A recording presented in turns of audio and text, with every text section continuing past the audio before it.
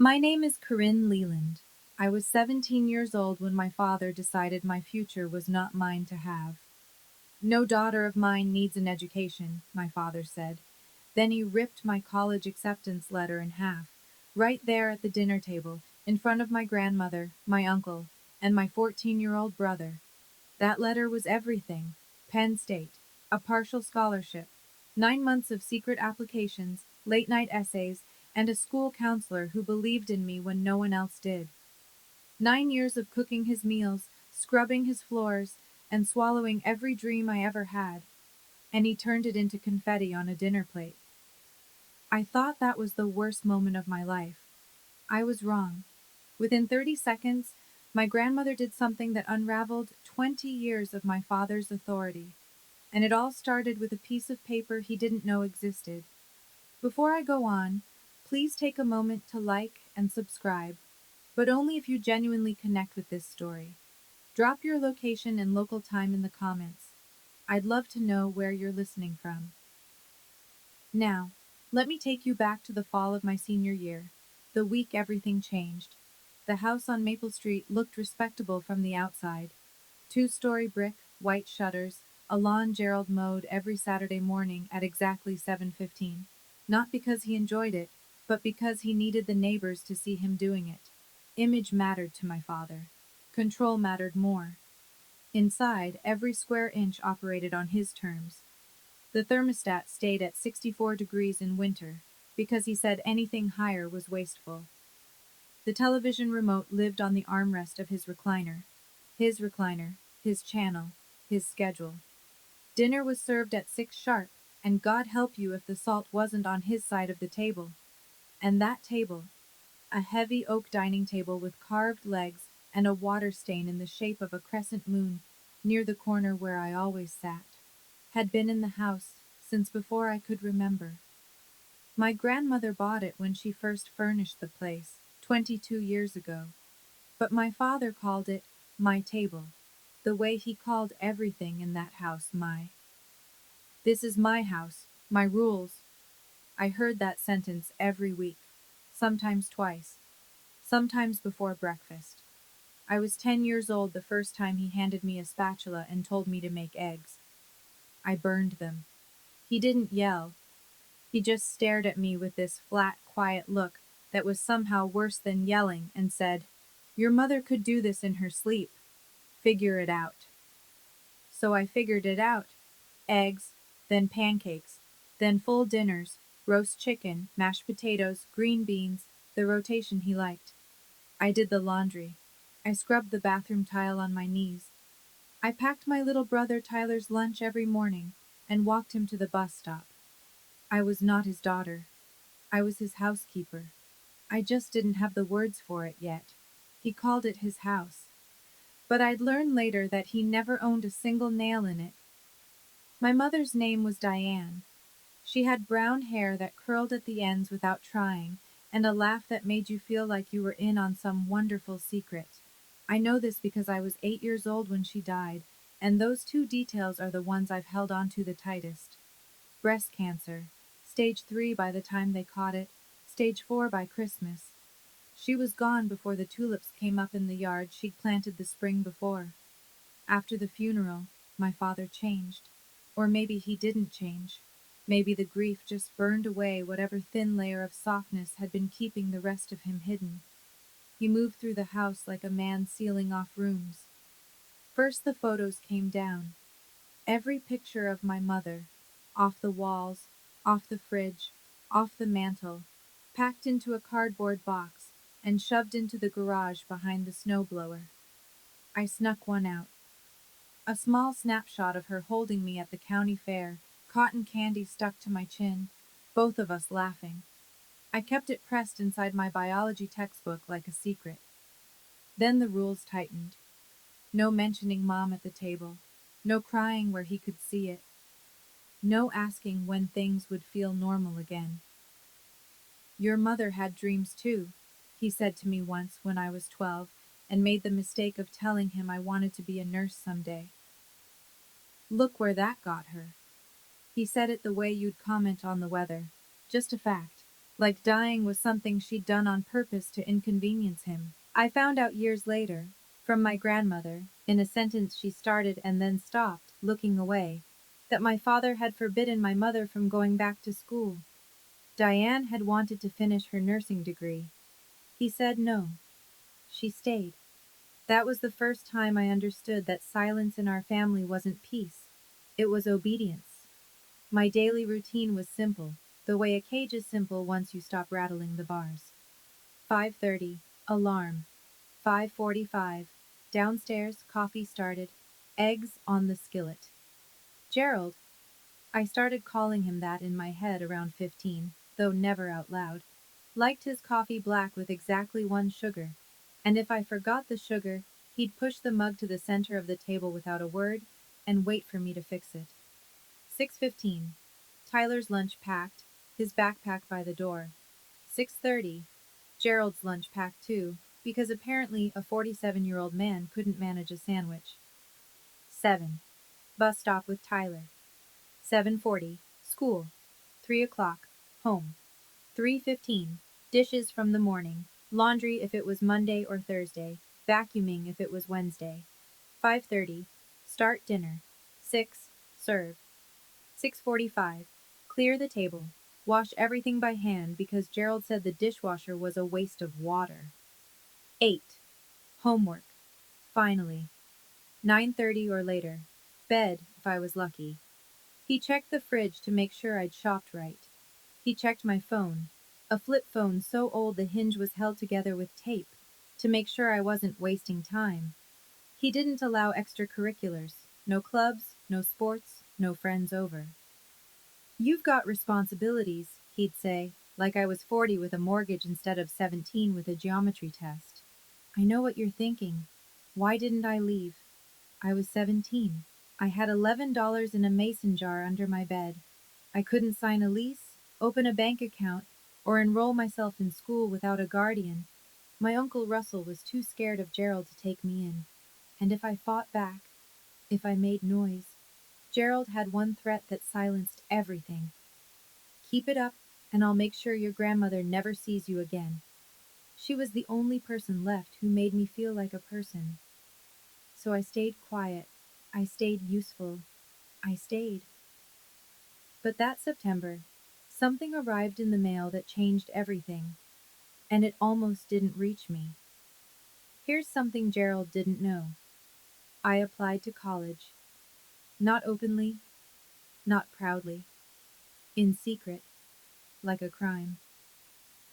It started with Mrs. Margaret Horner, my school counselor, a no-nonsense woman in her mid-50s with reading glasses on a beaded chain and a file cabinet she called the vault.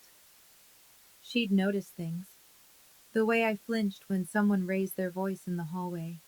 The way I never stayed after school, never signed up for anything. Always rushed home like I had a curfew ticking down in my blood.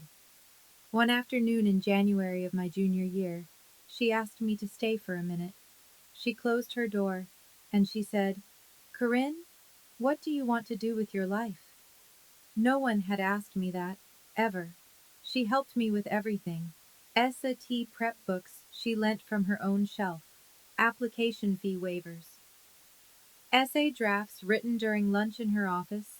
The door closed, my handwriting shaking. We used the school's address as the return address on every application, because Gerald checked the mailbox the way a warden checks cells, every day, without fail. But I also told my grandmother. One evening, from the phone in Mrs. Horner's office, I called Eleanor and told her everything. She listened without interrupting. Then she said, "Use my address as a backup. I'll watch for the letters." It was Eleanor who got the letter first. Penn State. Accepted. Partial scholarship. 12,000 a year. I'd need about 8,000 more for tuition and living, but it was real. It was possible. I cried in Mrs. Horner's office when Eleanor called to tell me. Quiet tears, the kind I'd trained myself to cry. No sound, no mess. "Don't worry about the money or the house," my grandmother said on the phone. "Just trust Grandma." I didn't understand the part about the house. Not yet. Eleanor said to tell Gerald at Sunday dinner. She'd be there. Bring the letter, she said. I'll handle the rest. What I didn't know, what made my stomach drop when I found out later, was that Gerald had already gone behind my back. He'd contacted Rosie's Diner on Route 9 and arranged a job for me starting the week after graduation. Waitressing. 30 hours a week. He'd even signed my name on the application himself. He wasn't just keeping me from college, he was building a wall around my entire future brick by brick while I was still inside it. Sunday, 6 o'clock. I set the table the way I always did, Gerald's plate at the head, his water glass on the right, his napkin folded into a rectangle because he said triangles looked sloppy. Tyler's place to his left, Uncle Russell's across from Tyler, my grandmother's chair at the other end, nearest the kitchen, where she always sat, close to the door, I realize now, like someone who always kept an exit in sight.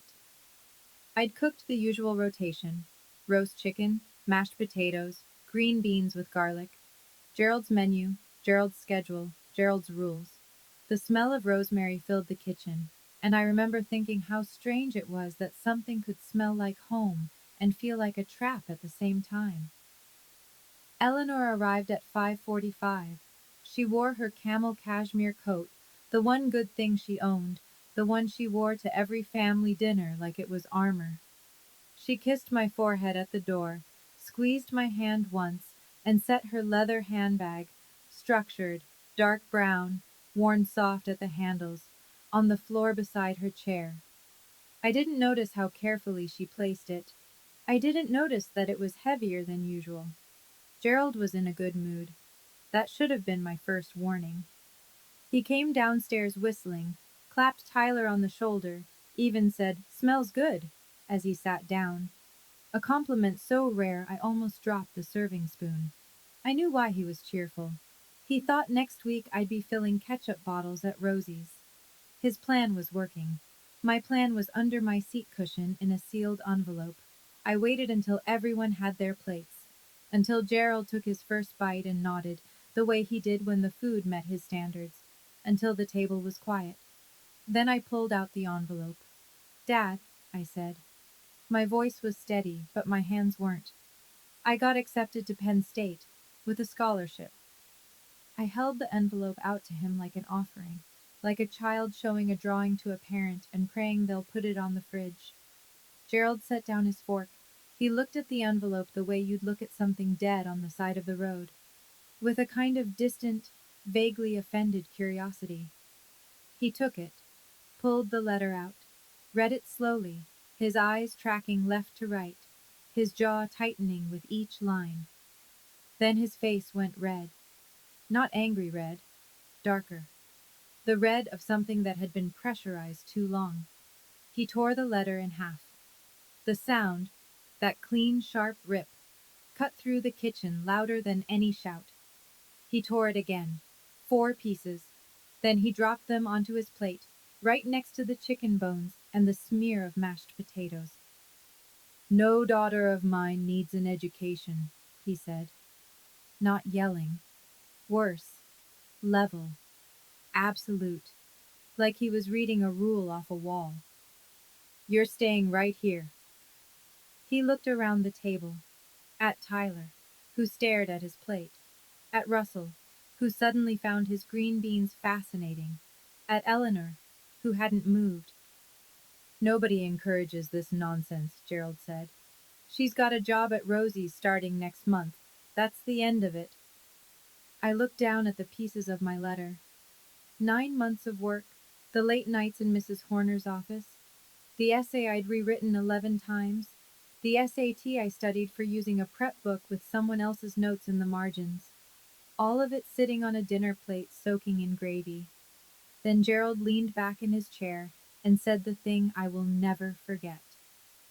"Your mother had the same stupid ideas. Wanted to go back to school, be a nurse." He picked up his fork again. "And where is she now?" The table went silent. Even the clock on the wall seemed to hold its breath. He turned my mother's death into a weapon. Again.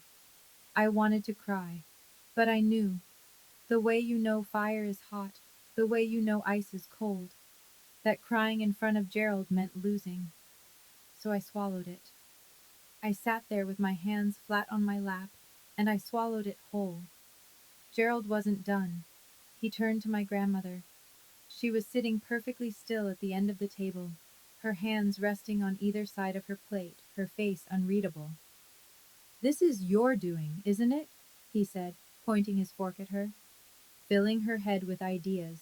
You've always coddled her, just like you coddled Diane." He said my mother's name like it tasted sour. "And look how that turned out." Eleanor said nothing. "Clear the table, Corinne," Gerald said without looking at me. "Now, this conversation is over." I stood up. Reflex. 9 years of muscle memory carrying me toward the sink before my brain could catch up. My hands were already reaching for his plate when I heard my grandmother's voice. "Sit down, Corinne." Quiet.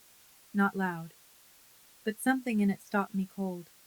A firmness I'd never heard from her before. Like a door locking from the inside. Gerald's eyes snapped to Eleanor. "Ma, stay out of this. This is my house. My daughter. My decision." Uncle Russell shifted in his seat.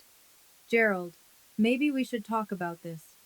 "You don't get a vote either," Gerald cut in without breaking eye contact with Eleanor. Then he turned back to me. "And while we're at it, I called Penn State on Thursday. Tried to withdraw your application myself. Told them I was your father, your guardian." His lip curled. "They said they needed your signature, some policy nonsense." He leaned forward. "So, you're going to sign that withdrawal form tonight, right here at this table, in front of everyone." That was his real plan. Not just the letter. He wanted me to kill my own future with my own hand, witnessed by my own family. A public execution of the only dream I had left. My grandmother sat still for exactly 30 seconds. I know, because I was counting. 30 seconds is longer than you think when the only sound is a clock ticking, and your own heartbeat, and the faint scrape of Gerald's fork against porcelain because he had actually gone back to eating, that confident that he'd won. 1 Mississippi. The refrigerator hummed. 10 Mississippi. Tyler stared at the torn pieces of my letter like he was trying to put them back together with his eyes. 20 Mississippi. Uncle Russell's hand was wrapped around his water glass so tight his knuckles were white. 30. My grandmother set her napkin down. She folded it, neat, precise, placed it to the right of her plate the way she always did.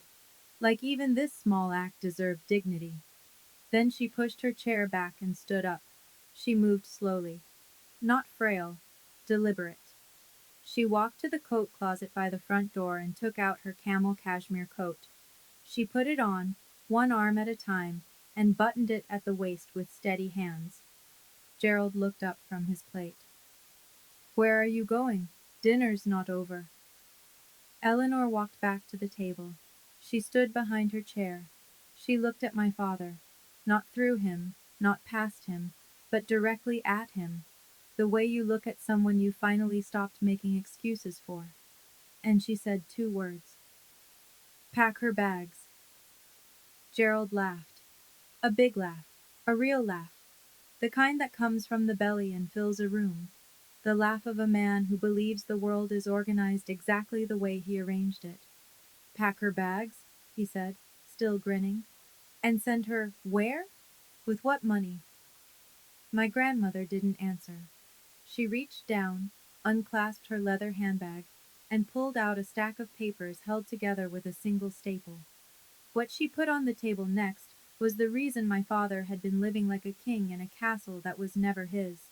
It was a deed, a property deed, notarized, stamped, filed with the county recorder's office, every line crisp, every signature verified, and at the top, in black ink that 22 years hadn't faded, one name, Eleanor M. Leland, sole owner, not Gerald and Eleanor, not the Leland Family Trust, just her.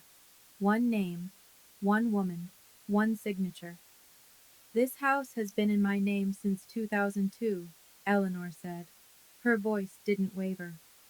I bought it with your father's life insurance money and my savings after he passed. I let you live here rent-free because you were grieving and you had two children who needed a roof. She paused. But I never, not once, signed this house over to you, Gerald. There is no transfer. There is no agreement. The deed is mine. It has always been mine. Gerald's smile collapsed. Not all at once. It went in stages, like a building losing floors. First the corners of his mouth, then the light in his eyes, then his entire posture, sinking an inch in the chair he'd been sitting in like a throne. He looked at the deed. He looked at Eleanor. Then he forced out a laugh, smaller this time, thinner, the laugh of a man looking for the punchline. So what? He said. You're going to kick me out? Your own son? I'm giving you a choice, Eleanor said. Corinne goes to Penn State this fall, with my financial support.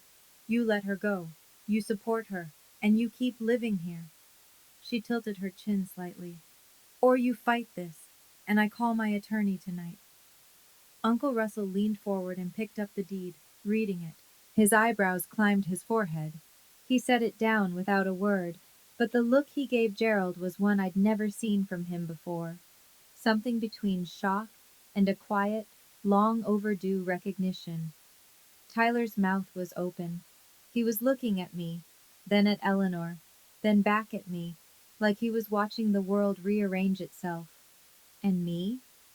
I sat there staring at that piece of paper, and one thought repeated itself over and over. 20 years. He told us this was his house.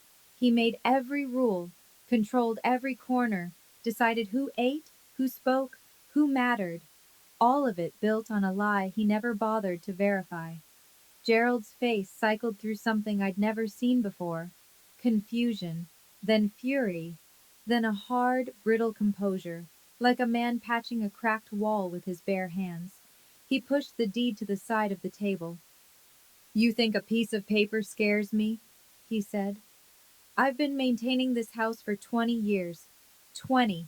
I paid the electric, the water, the gas. I fixed the roof when it leaked. I replaced the furnace in 2019. He jabbed his finger against the table. I put my sweat into these walls. You think any court would just hand it to you? He was reaching. I could see it. He was building a case the way he built everything, loud and fast, hoping no one would check the foundation. Eleanor didn't respond. She stood there in her cashmere coat, hands clasped in front of her, and let him talk. And even if the house is yours, Ma. Gerald spread his hands wide like he was being reasonable, like this was all just a misunderstanding between adults. I'll fight it. I'll get a lawyer.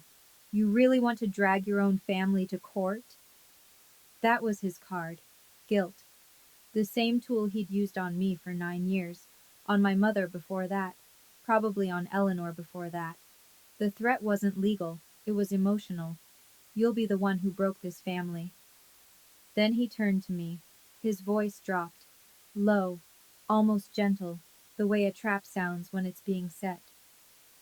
Tell your grandmother to stop this circus, Corinne. You know this is your home. You want to destroy this family over a school? He wanted me to choose family or future, loyalty or freedom. The same impossible choice he'd been forcing on every woman in his life for as long as I could remember. My grandmother didn't argue. She didn't raise her voice.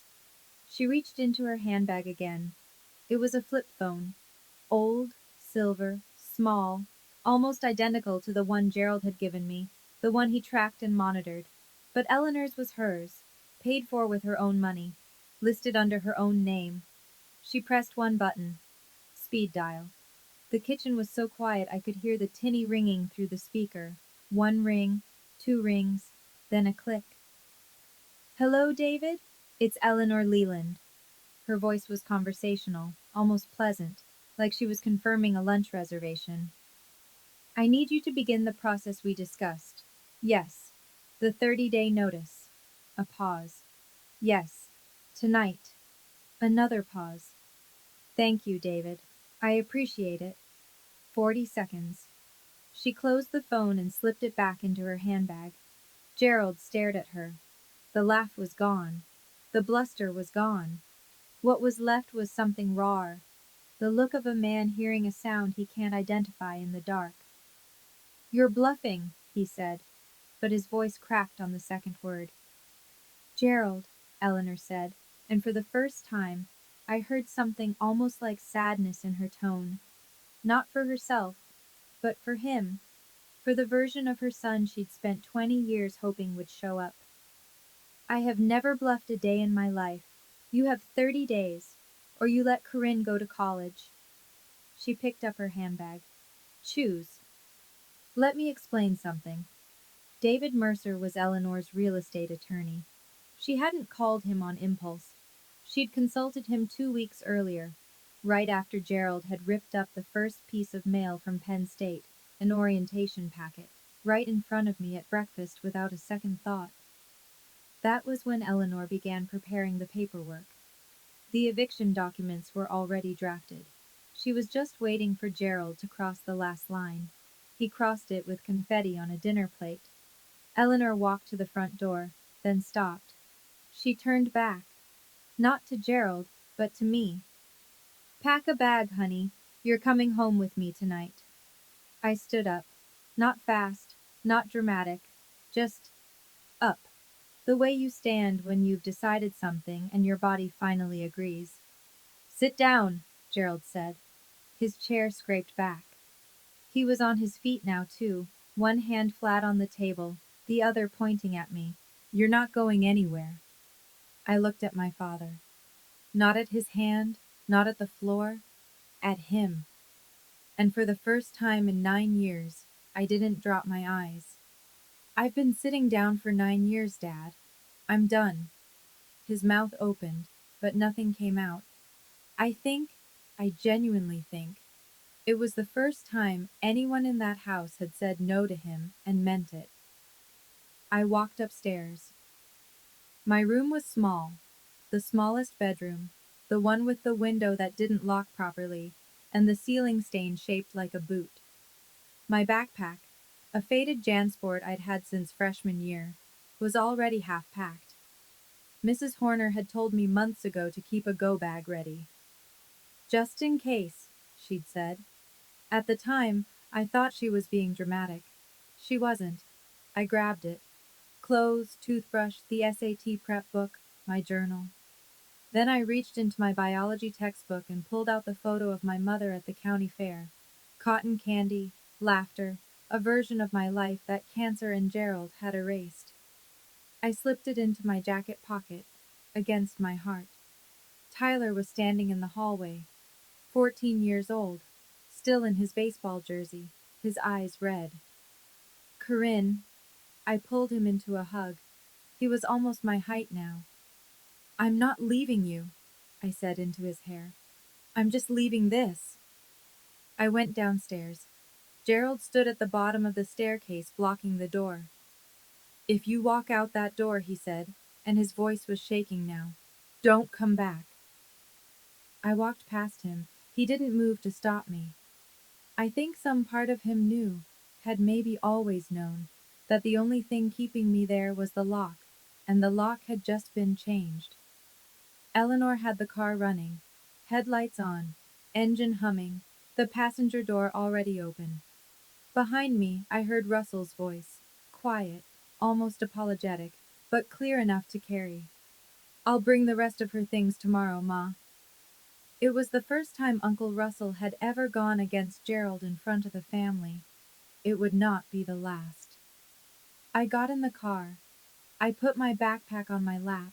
I didn't look back at the house. Eleanor pulled out of the driveway, and for the first time in 9 years, Maple Street got smaller behind me. I want to pause here for a moment. If you've ever had to leave a place you thought was home, whether it was a house, a relationship, or just a version of yourself you'd outgrown, you know what that drive felt like. If this story is hitting close, tap that like button so I know you're here. And if you want to know what happened Monday morning, When the eviction notice landed on my father's doorstep, stay with me. This story isn't over yet. Eleanor's apartment was small. One bedroom, one bathroom, a kitchen with a window that overlooked the parking lot of a laundromat. It smelled like lavender and lemon dish soap, and something warm I couldn't name but recognized. Safety, maybe. The absence of eggshells. She gave me the bed. I told her I'd take the couch. She told me she wasn't asking.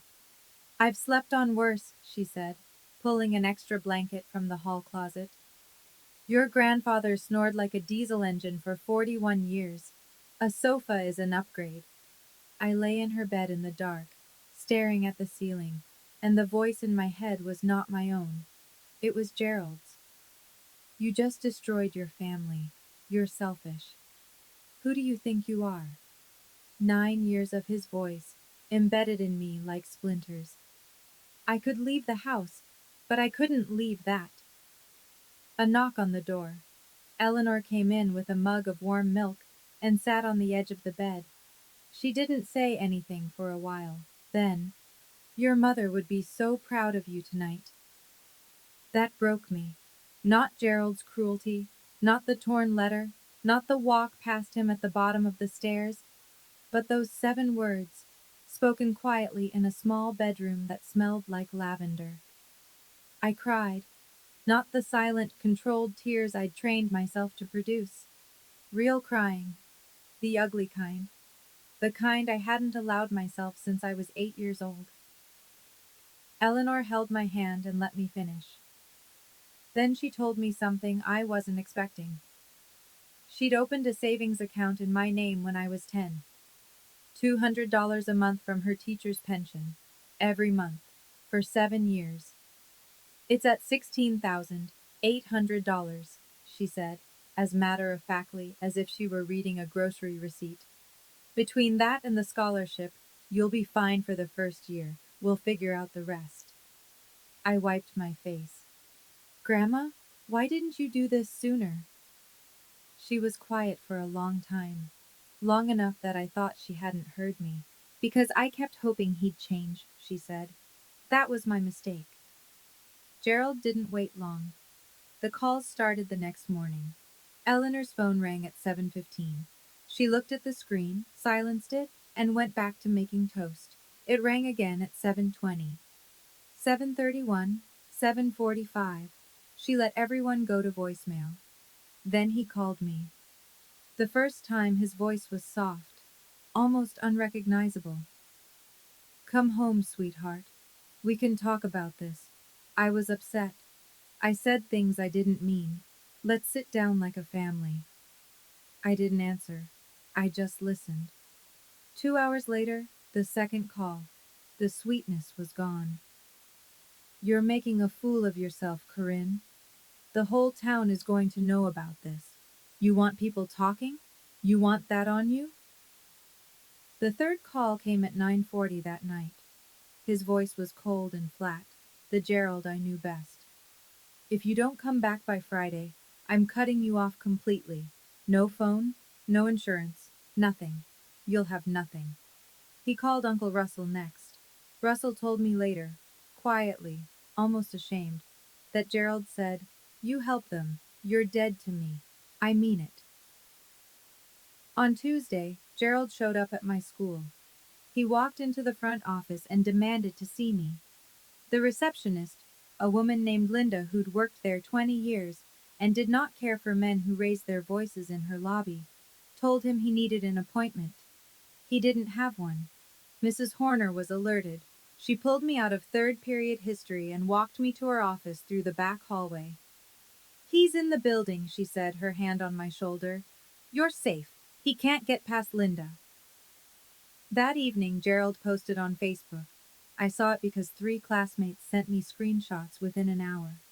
My daughter ran away because her grandmother is manipulating her. She's a confused teenager being used by a bitter old woman. Please pray for our family. 47 likes. 12 comments saying they'd pray. 6 saying, "Stay strong, Gerald." He was rewriting the story with himself as the victim. And in a small town where everybody knew everybody, that story traveled fast.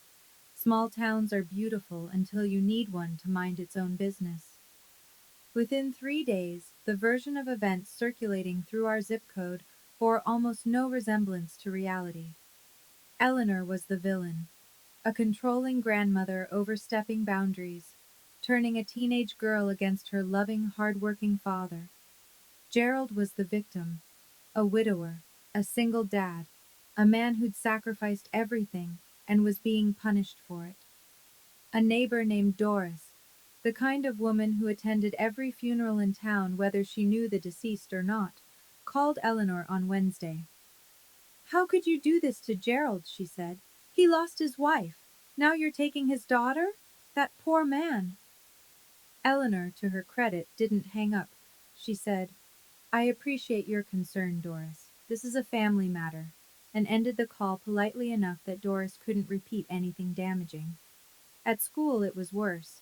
Kids I barely knew stopped me in the hallway. "Is it true your grandma kicked your dad out? I heard you ran away. Are you okay?"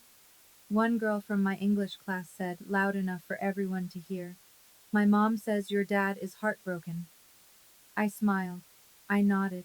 I kept walking. But each comment was a small cut, and by Thursday afternoon, I had enough cuts to bleed. Gerald knew exactly what he was doing. He texted me screenshots of the Facebook comments, the sympathy, the prayers, the outrage on his behalf. Then one line, "See? Everyone knows what you're doing is wrong." And for one terrible moment, sitting in Mrs. Horner's office with the door closed and my backpack at my feet, I believed him. Maybe I should just go back, I thought. Maybe he's right. Maybe this isn't worth tearing everything apart. And then, Monday morning, something arrived at my father's door. The process server was a man named Phil who drove a gray Honda Civic and had the emotional range of a filing cabinet. He knocked at 8:15 in the morning. Gerald opened the door in his work boots and undershirt, a mug of coffee in his hand. Coffee he'd made himself for the first time in over a week. Badly, according to Tyler. Phil handed him the envelope. Gerald signed. Phil left. Inside, a 30-day notice to quit, issued pursuant to 68 Pennsylvania Consolidated Statutes, Section 250.501. Property address, 114 Maple Street. Owner, Eleanor M. Leland. Occupant, Gerald R. Leland. The notice informed Gerald that he had 30 days to vacate the premises or face a formal eviction action filed with the Magisterial District Court. It was real. It was legal. It was happening. Gerald called Eleanor immediately. I know because I was sitting at her kitchen table eating cereal when her phone rang and she put it on speaker. "You can't do this to your own son!" His voice came through distorted, the way sound warps when someone is screaming into a small microphone. "I gave you a choice, Gerald," Eleanor said. She was holding her coffee with both hands, looking out the window at the laundromat parking lot. "You made yours." She hung up. Gerald went looking for a lawyer. In a town our size, the options were limited. The first attorney he called, a woman named Janet Polk, declined. Conflict of interest. She'd already consulted with Eleanor on a separate matter years ago. The second lawyer, a man 2 towns over, agreed to review the case. After looking at the deed, the tax records, and the complete absence of any lease or written agreement, he told Gerald the truth. "If the deed's in her name, and there's no lease, you're a month-to-month tenant at best. She has every right to do this." That same evening, Tyler called me from his friend's phone. His voice was small and careful, the way you talk when someone is sleeping in the next room. "Dad hasn't cooked once since you left," he whispered. "He doesn't know where the plates are." That night, Eleanor and I sat on her sofa with mugs of chamomile tea, and she told me the truth. The whole truth. The version she'd been carrying for decades. "Your grandfather," she began, and stopped. She took a sip, started again. "Harold was a good provider. People liked him, but behind our front door, he was a different man. He decided what I wore, where I went, who I could talk to. I wanted to teach. I had the degree, I had the certification, but he said a wife's place was in the home. She looked at her hands. I lost 15 years waiting for him to change his mind. She didn't teach until Harold died. She was 51 years old on her first day as an elementary school teacher. 51. When I saw Gerald doing the same thing to Diane, I thought I was watching a rerun of my own life. Eleanor set her mug down. I told your mother to leave. She said, I can't. He'll take the kids. Eleanor's voice thinned. She was right, probably. And then she got sick, and it didn't matter anymore. The house. She explained it plainly. After Harold died, his life insurance paid out. Not a fortune, but enough. Eleanor combined it with her teaching savings and bought the house on Maple Street outright in 2002. Gerald had just lost Diane. Tyler was 5. I was 8. He needed stability, and she gave it to him. Rent-free, no questions asked. But she never transferred the deed. I told myself it was because the paperwork was complicated, she said. That was a lie.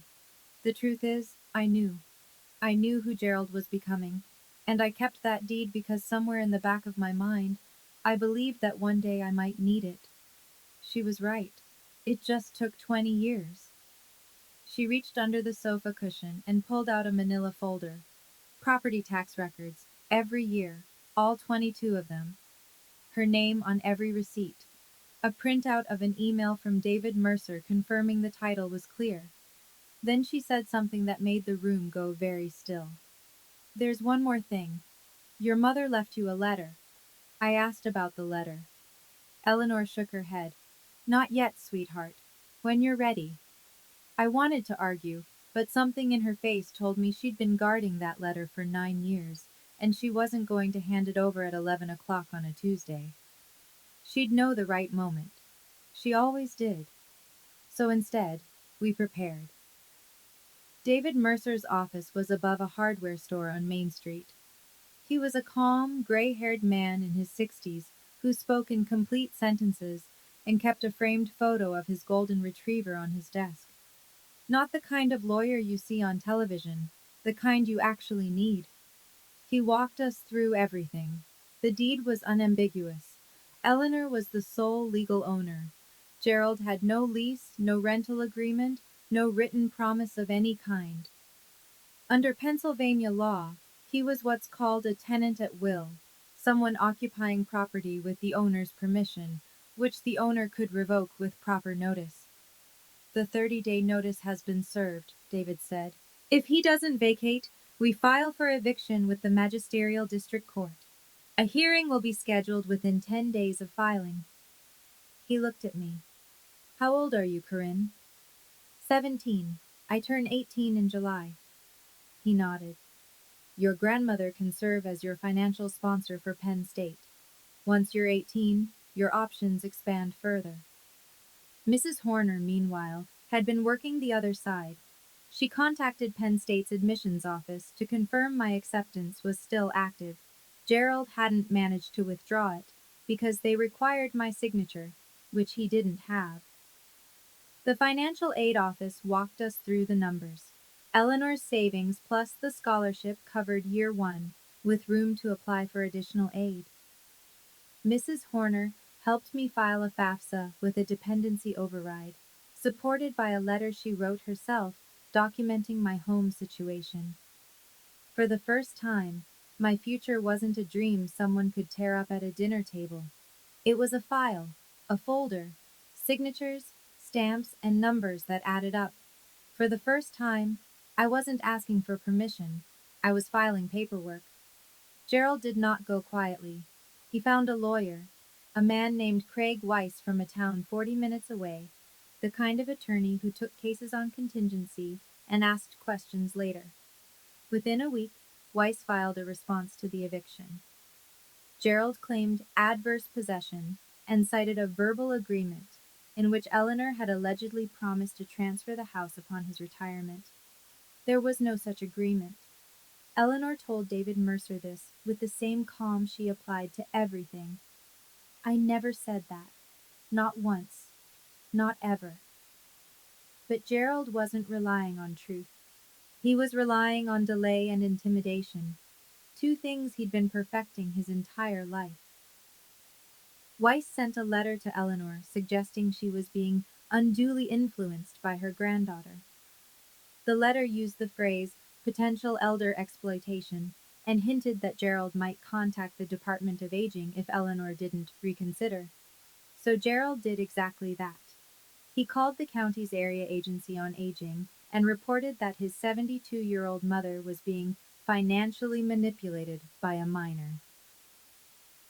A caseworker came to Eleanor's apartment on a Thursday afternoon.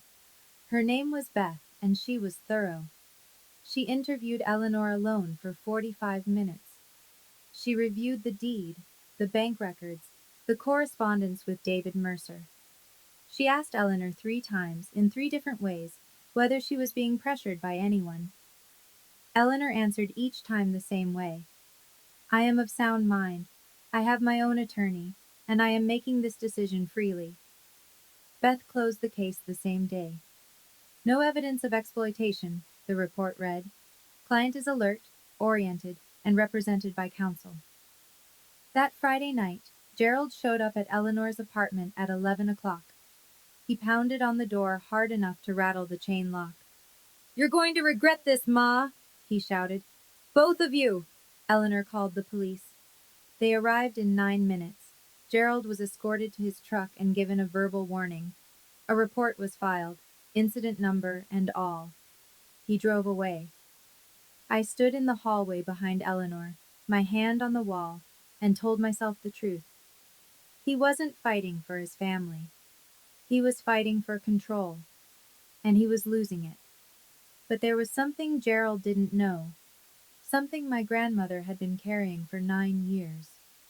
Tyler called on a Saturday morning, whispering so fast I had to ask him to slow down twice. I found something, he said. In Dad's desk. The bottom drawer. The one he keeps locked.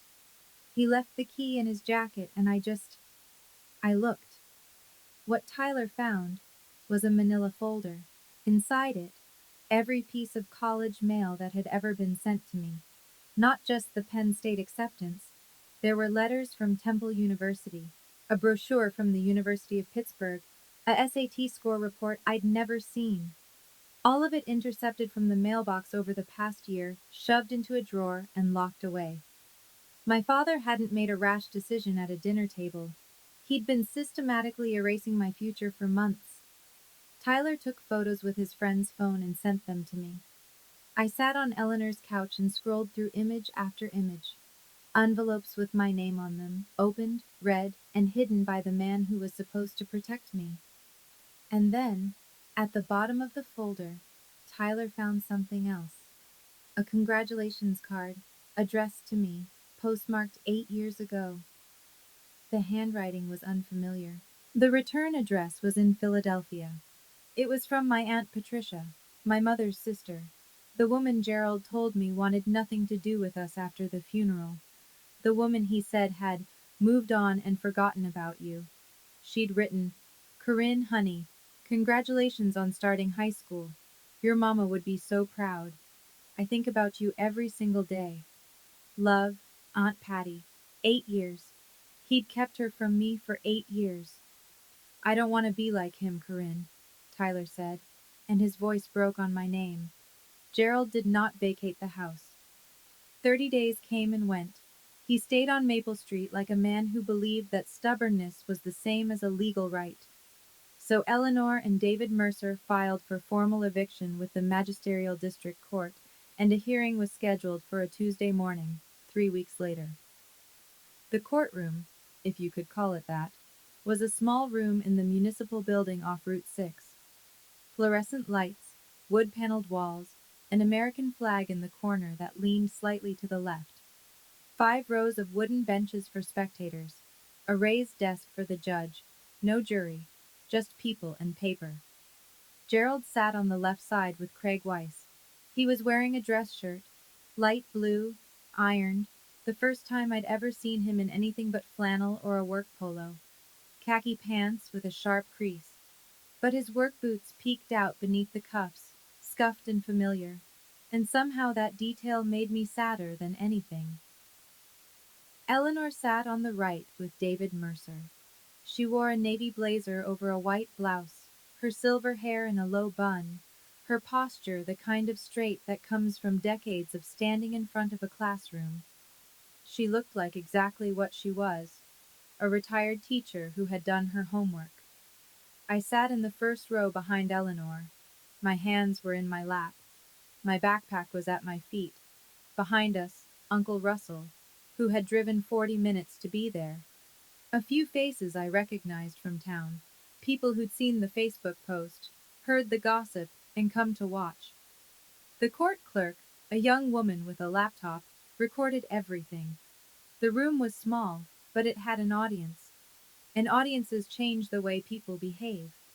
Or, in Gerald's case, the way they reveal themselves.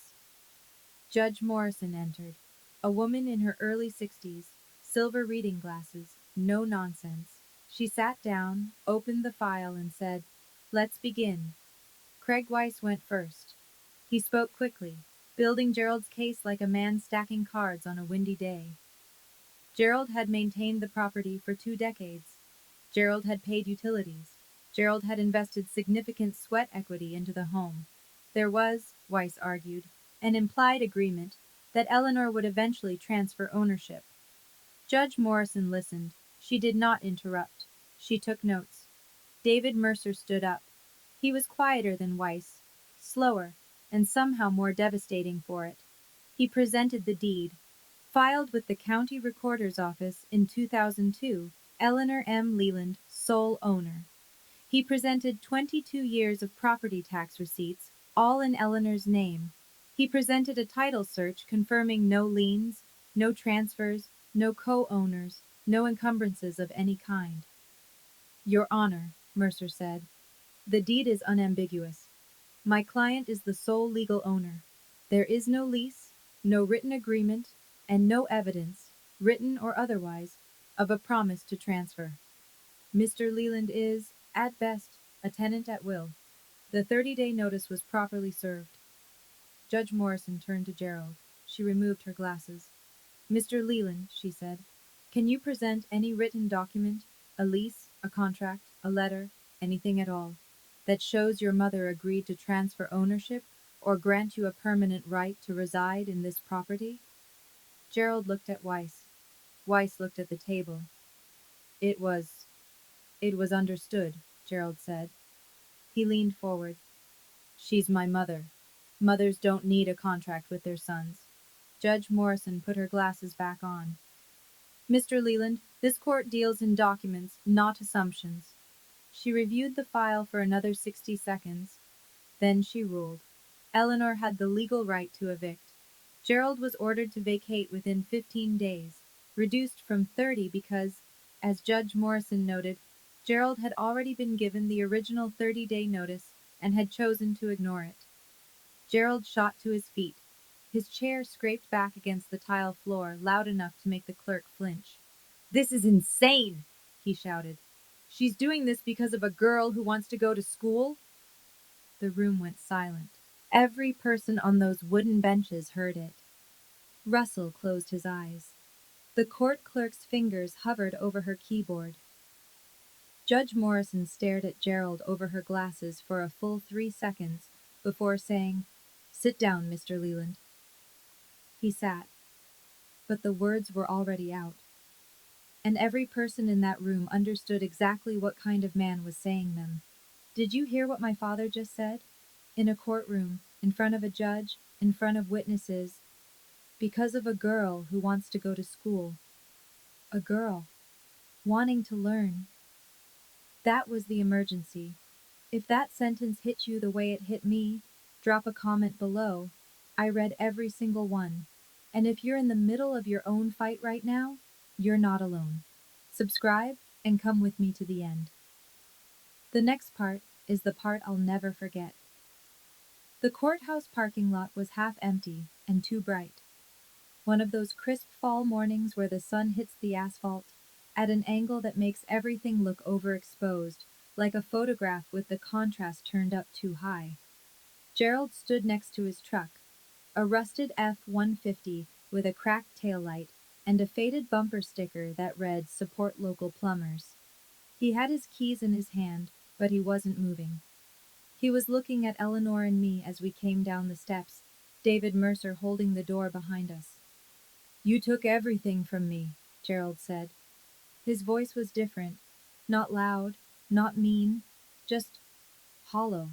A man standing in the rubble of something he'd built, not understanding that the foundation had never been his. Eleanor stopped on the bottom step. She looked at her son, her only son, and I saw something move across her face that I'd never seen before. Not anger, not satisfaction, something heavier, the weight of a woman who knew she was right, and wished she didn't have to be. "I didn't take anything, Gerald," she said. "I just stopped giving." Russell walked up beside Gerald and put a hand on his shoulder. Gerald flinched but didn't pull away. "You can stay with me," Russell said, "as long as you need. But you need to let Corinne go." Gerald didn't answer.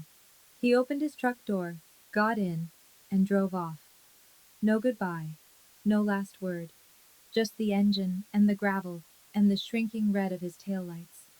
I watched him go. I waited to feel something triumphant, some rush of justice, some cinematic swell. It didn't come. What came instead was quieter. Not joy, not sadness, just space. A vast unfamiliar openness where his voice used to be. On the drive home, my phone buzzed. A number I didn't recognize. "Corinne? It's your Aunt Patty. Tyler found my card and called me. I've been trying to reach you for 8 years."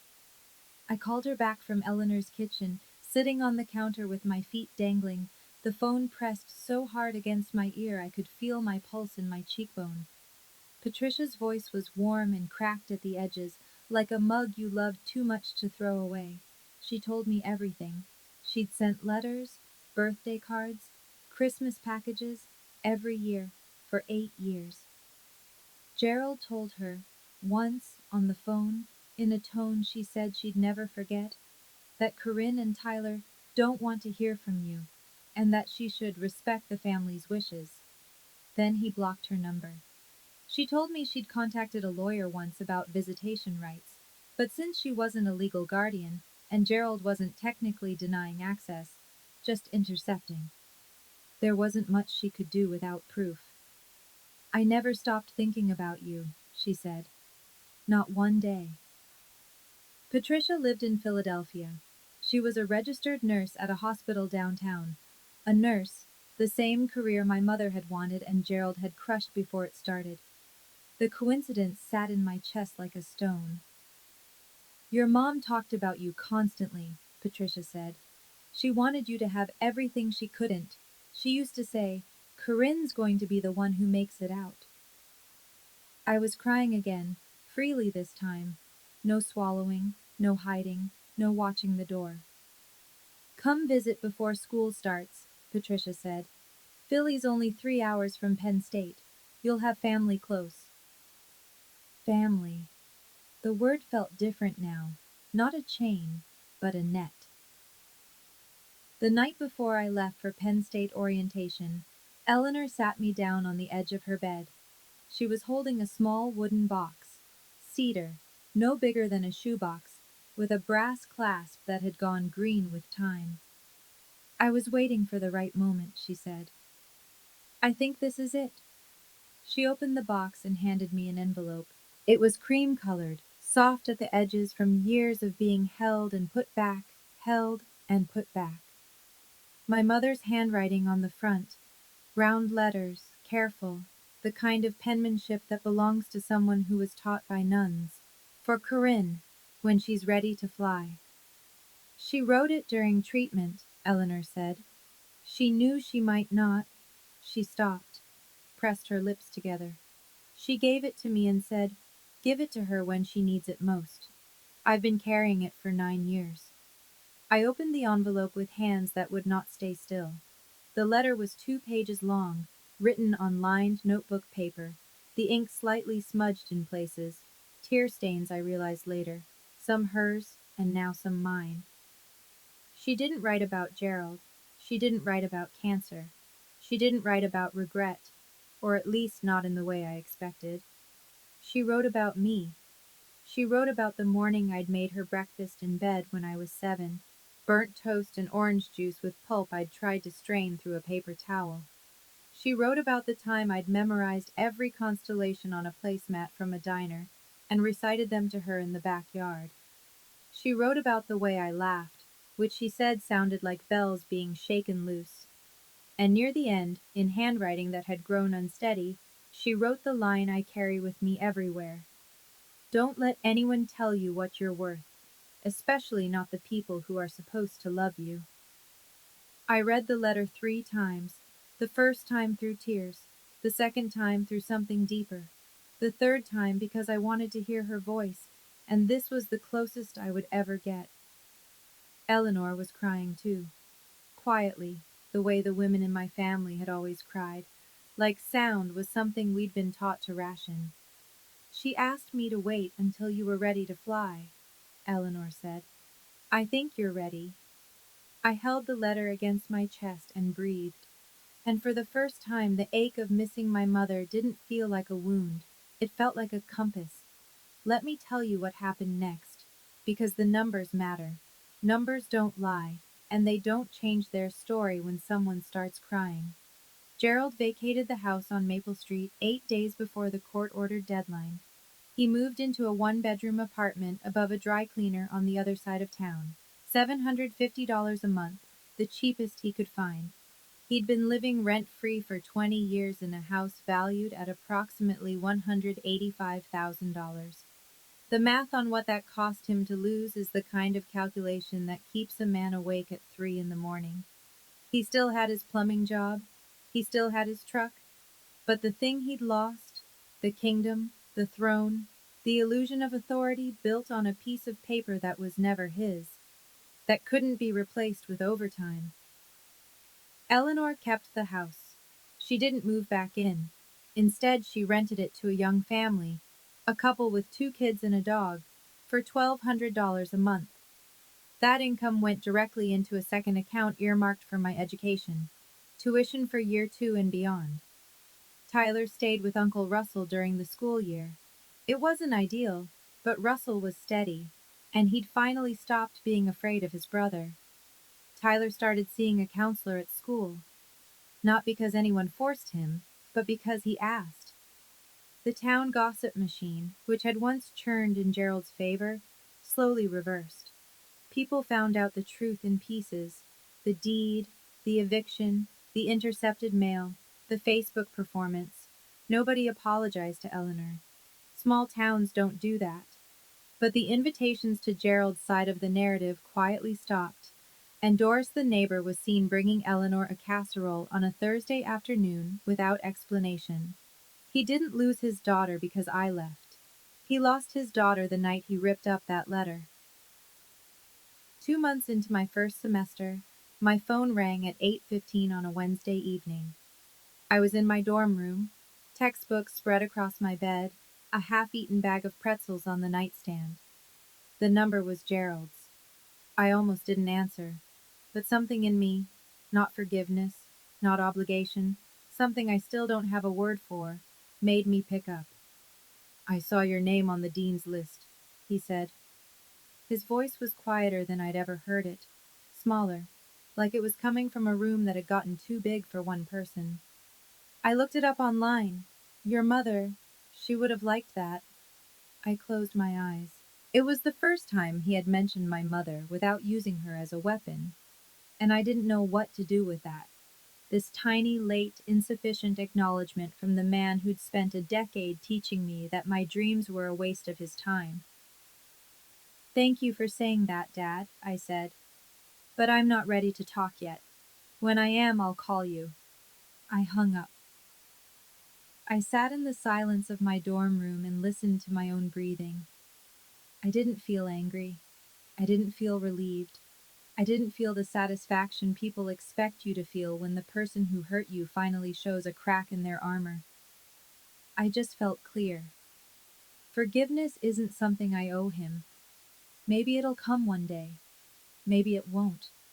But my education, my future, those were never his to take. Penn State in October is the kind of beautiful that earns its keep. The maples on the quad burn orange and red, and the air smells like wood smoke and possibility. And everywhere you look, there are people carrying books and coffee, and the quiet assumption that they belong here. I belonged here. My dorm was a cinder block box on the third floor of East Halls, shared with a girl named Rachel, who talked in her sleep and kept a collection of succulents on the windowsill she'd named after Supreme Court justices. She was strange and kind, and the first friend I'd made based entirely on who I was, not who I was related to or what I could do for them. I declared pre-nursing. Not because Aunt Patricia was a nurse, not because my mother had wanted to be one, but because somewhere between the burnt toast and the biology textbook, and the 9 years of taking care of everyone but myself, I'd realized I was good at caring for people, and I wanted to do it on my own terms, for people who actually needed it, in a place where it counted. Eleanor called every Sunday night at 7. We talked about her week, my classes, the tenants in the Maple Street house, the weather, normal things. She never brought up Gerald unless I did. Tyler FaceTimed every Wednesday. He was growing. His voice was changing. He'd joined the track team at school, the first extracurricular a Leland kid had been allowed to do in a decade. Aunt Patricia invited me to Philadelphia for Thanksgiving. I went. She made my mother's stuffing recipe. I didn't cry. I just ate 2 helpings and asked for the recipe, and Patricia smiled like I'd given her something she'd been waiting years to receive. On my desk in the dorm, between a second-hand laptop and a stack of anatomy flashcards, I kept 2 things: the photo of my mother at the county fair, and her letter, pressed flat inside a clear plastic sleeve so the ink wouldn't fade. Nobody here told me I can't, and that still felt new. I'm not going to stand here and tell you what to do with your life. I'm 20 years old. I'm still figuring out my own, but I can tell you what I learned. I learned that silence isn't loyalty. My grandmother was silent for 20 years because she loved her son and kept hoping he'd become the man she raised him to be. That silence cost my mother her dream. It almost cost me mine. Eleanor would be the first to tell you. Waiting isn't patience when someone is drowning. I learned that power doesn't have to be loud. My father shouted. He slammed. He controlled every room he walked into by making everyone afraid to breathe wrong. My grandmother sat quietly at the end of a dinner table and changed my entire life with a deed, a phone call, and 6 words: pack her bags and choose. She didn't save me with magic. She saved me with paperwork and patience. And I learned that leaving isn't the same as giving up. I didn't abandon my family when I walked out of that house with a Jansport backpack and a photo in my pocket. I left a system that was designed to keep me small, and the moment I stepped outside, I started growing. If you're in a house where your dreams get torn up at the dinner table, I hope you find your Eleanor. Or maybe you are someone's Eleanor. And if you are, don't wait as long as she did. That's my story. Thank you for staying until the end. It means more than you know. If this reached you, hit that like button and subscribe. Turn on notifications so you don't miss the next one. I want to hear your story. Drop it in the comments or send me a message. Every story matters, especially the ones that almost didn't get told. And if you want to hear another one, check the link in the description. There's a story there that's been waiting for you. I'll see you in the next one.